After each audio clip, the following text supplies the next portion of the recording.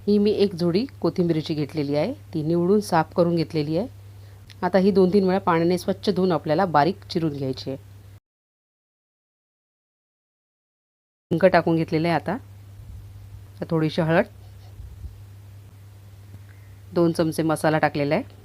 जवळजवळ अर्धा चमचा मी जिरा पावडर टाकले. तुम्हाला हवं असेल तर तुम्ही 1 चमचा धणा पावडर देखील टाकू शकता. आता हे सगळं मिक्स करून घ्यायचं आपल्याला. 1 चमचा तेल टाकलं आहे. टाकून घेऊया. चवीनुसार मीठ टाकलेलं आहे मी. आता बेसन घेणार आहोत. थोडं थोडं मिक्स करायचं आहे आपल्याला. कोथिंबीरच्या पाण्यातच आपल्याला हे पीठ भिजवायचं आहे.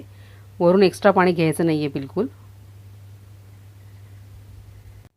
हे पीठ घरचंच आहे. मी दर महिन्याला चणा डाळ भाजून मंद आचेवर चक्कीतनं दळून आणते.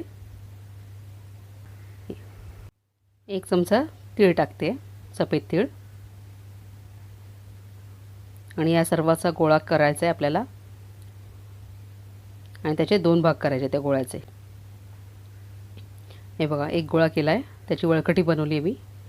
ती तेल लावलेल्या चाळणीत ठेवते. आता दुसरी वळकटी करते मी त्या गोळ्याची. हाताला थोडंसं तेल लावून मी ते वळकटी तयार केलेली आहे.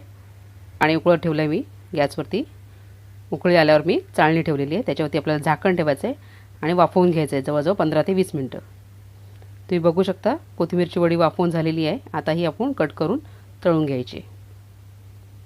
तुम्हाला हव्या तेवढ्या जाडीची आकाराची कट करून शॅलो फ्राय करायची.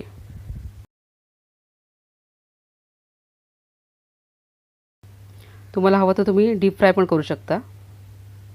एक बाजू झाली की दुसरी पलटून घ्यायची आपल्याला.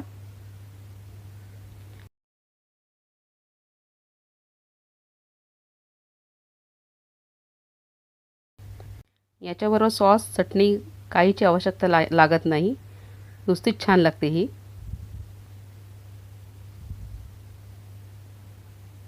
हां, आता तेल निथळून घ्यायचं आपल्याला